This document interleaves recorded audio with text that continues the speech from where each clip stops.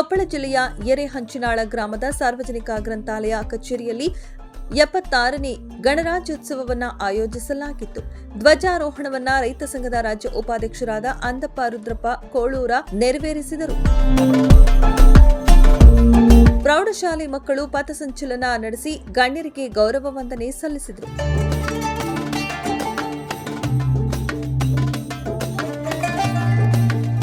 ಕಾರ್ಯಕ್ರಮದ ಅಧ್ಯಕ್ಷತೆಯನ್ನು ಗ್ರಂಥಪಾಲಕರಾದ ಭೀಮಪ್ಪ ಮುದುಕಪ್ಪ ಪೂಜಾರ ವಹಿಸಿಕೊಂಡಿದ್ದರು. ರೈತ ಪದಾಧಿಕಾರಿಗಳಾದ ಗ್ರಾಮ ಘಟಕ ಅಧ್ಯಕ್ಷ ಬಸಪ್ಪ ಕುಮತರ, ಬಸವರೆಡ್ಡಿ ಹನಸಿ, ಶಿವನಾಗಪ್ಪ ನರೇಗಲ್ಲ, ಗ್ರಾಮ ಪಂಚಾಯಿತಿ ಮಾಜಿ ಸದಸ್ಯರಾದ ಬಸವರಾಜ ಕೋಳೂರ, ಗ್ರಾಮಸ್ಥರು, ಶಿಕ್ಷಕರು, ಸಿಬ್ಬಂದಿಗಳು ಹಾಗೂ ಶಾಲಾ ಮಕ್ಕಳು ಉಪಸ್ಥಿತರಿದ್ದರು.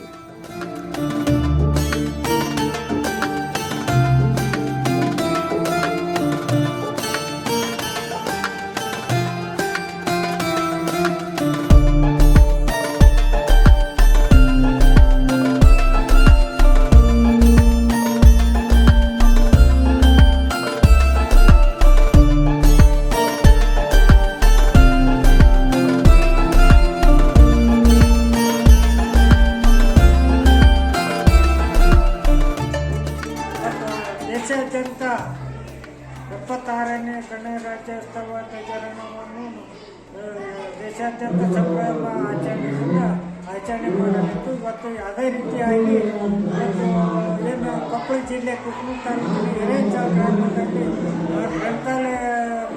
ಗ್ರಂಥಾಲಯ ಸಾರ್ವಜನಿಕ ಗ್ರಂಥಾಲಯದಲ್ಲಿ ಇವತ್ತು ಒಂದು ಧ್ವಜಾರೋಹಣ ರೈತ ಸಂಘದ ರಾಜ್ಯ ಉಪಾಧ್ಯಕ್ಷರಾದ ಅಂದಪ್ಪ ಕೋಳೂರು ಇವತ್ತು ಆಚರಣೆ ಮಾಡಿದ್ದೀವಿ.